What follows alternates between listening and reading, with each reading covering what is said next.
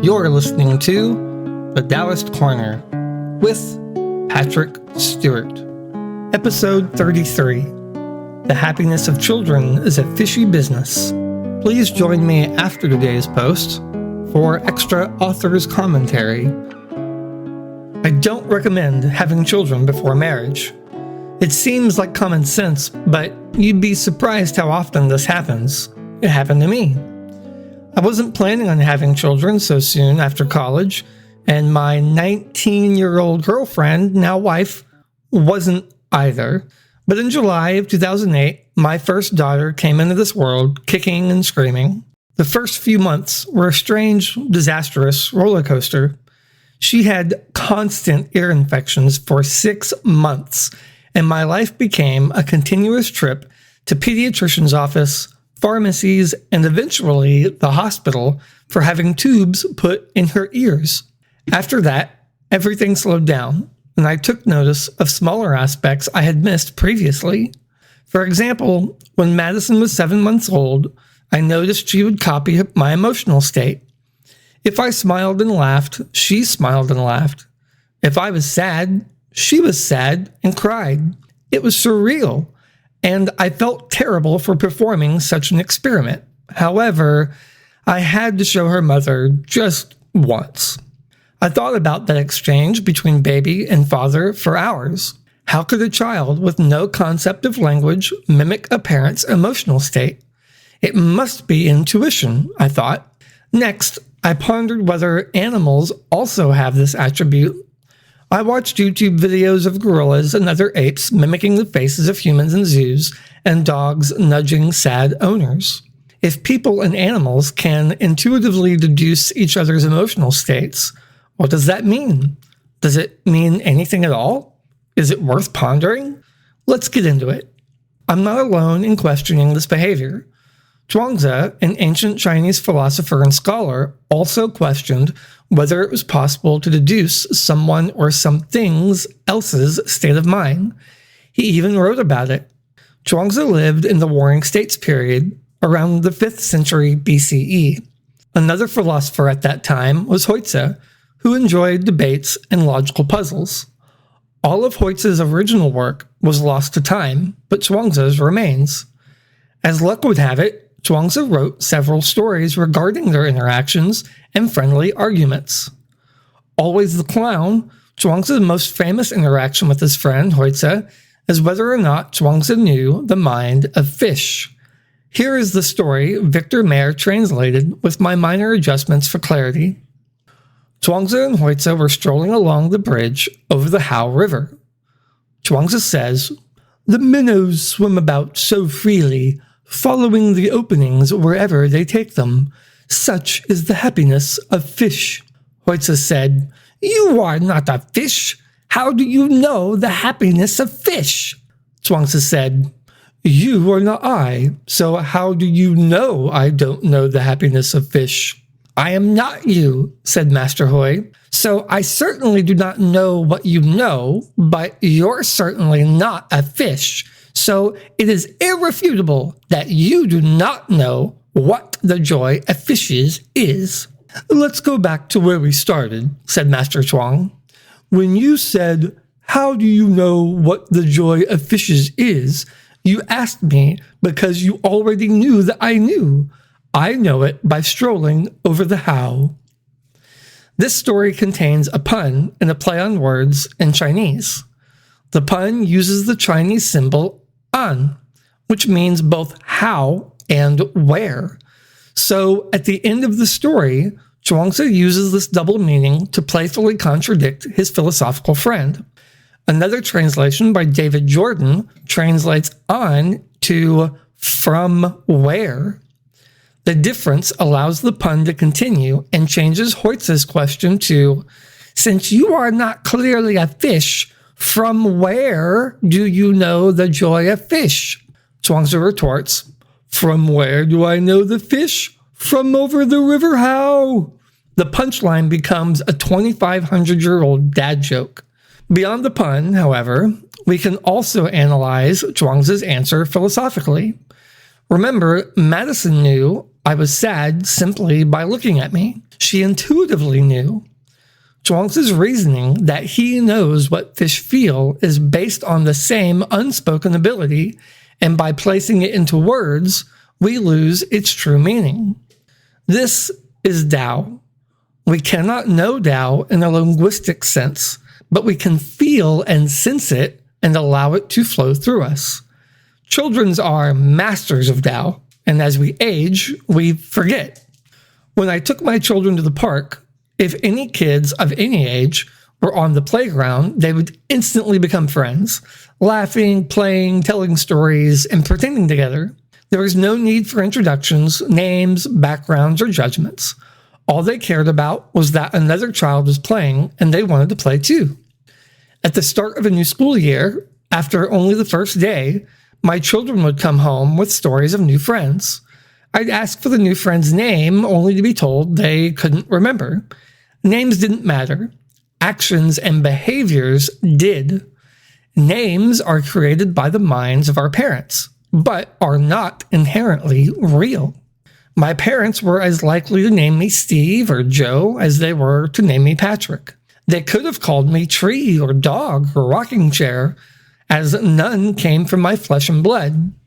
We gain names, nationalities, and religions from our parents, and while those are helpful to define our individuality, they do not flow outwardly from us naturally. I know this is true because children don't live this way. Kids allow Tao to flow outwardly, allowing deep personal connections to occur near instantaneously. As adults, we intentionally reject this ability. Why? Racism, prejudice, injustice, religion, and trauma fuel our isolation and disconnectedness. These are taught to us by parents, adults, and others who have come before us. Mistakes and problems are passed from generation to generation in an endless cycle of revenge. We lose trust in our intrinsic, natural, human connectedness through the Tao. However, the connection is never lost, even in death. So it's never too late to reopen our hearts and minds to the universe. As Zhuangzi said, we already know we are connected even without words or being of the same species.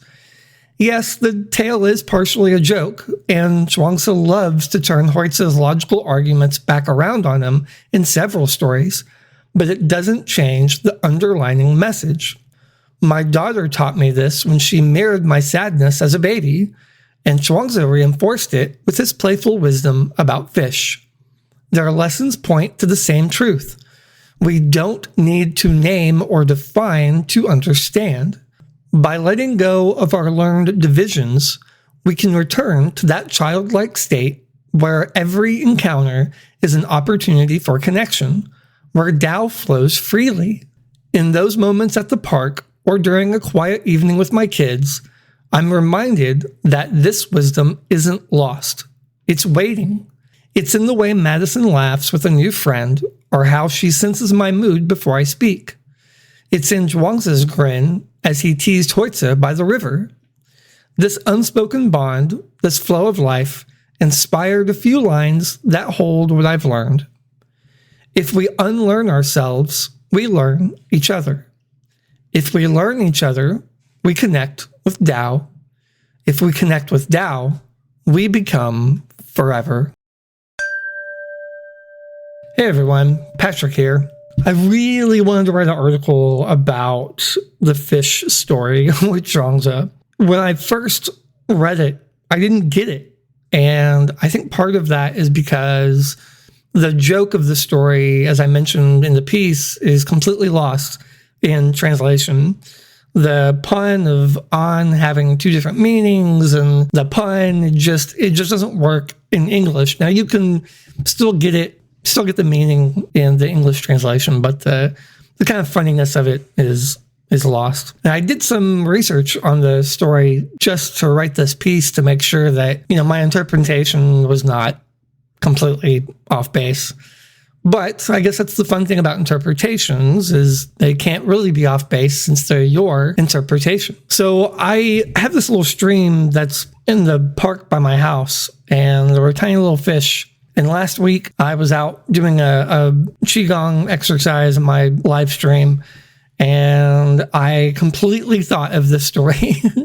They were small fish, probably minnows, but it felt right to contemplate this story while standing there waiting for the live stream to start. And I knew that coming into this week, I wanted to write a lot more about Zhuangzi. Lots of Taoist friends that I have love Zhuangzi and his writing more than they do Lao Tzu's.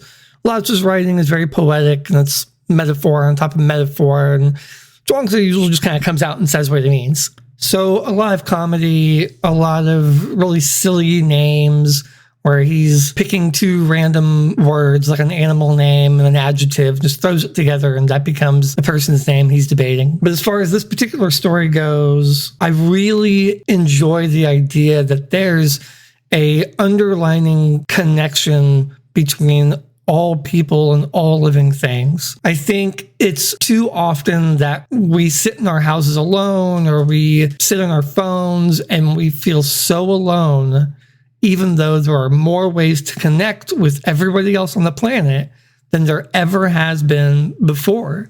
And that's a really fascinating concept for me. How is it that we can go on 100 different social networks, connect to thousands or millions of people, and still feel absolutely sad, depressed, and that nobody cares? And it's because we've really forgotten the spiritual side of existence.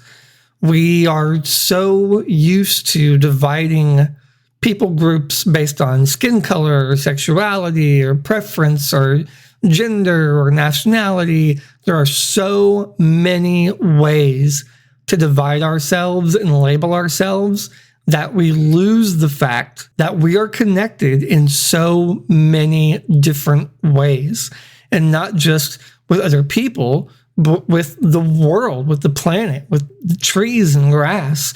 We become those things when we die, and we eat those things to live, and they eat us to live. And not just in death, but the air we breathe or the waste we make. Those are all part of a giant circular system, a positive feedback loop. And I know it's easy to sit inside our four walls in our apartment or our houses and think that there's nobody who understands me, and there's nobody who's going to care if I'm not here anymore. And that's not true. I'm telling you guys, if you're that type of person and you're sitting there and you're wondering why you're not connected to anyone, you are connected to everyone and everything. We just have to find that connection inside ourselves. We have to try to zone out everything else in our lives just for a moment and think and really feel that connectedness. And if you practice that, if you practice mindfulness, if you practice doing a task and allowing it to clear your mind of only that task, you can feel this connectedness. I feel it. I know many others who also can feel it. So when I think back on the story of Zhuangzi, and I think back on the story of my daughter, I can see and I've experienced that connectedness through my children and through stories like Zhuangzi's Mind of Fish. I created a 3-line poem at the end of the article. I wasn't sure if I was going to add it in there. I thought maybe it sounded pretentious, but I really enjoyed the lines. I think they sound a lot like Lao Tzu. I have written a fair amount of poetry, but haven't done it in probably over a year. So it felt good to flex those poetry muscles again, and I hope you enjoyed it. Do you want to encourage others to follow the Tao? I'd appreciate any support you can provide at any level that's comfortable to you. You can support me for as little as $1 a month or $10 per year. Just go to the TaoistCorner.net/80OFF. That's 80 off. Thank you again, and I'll see you guys next time.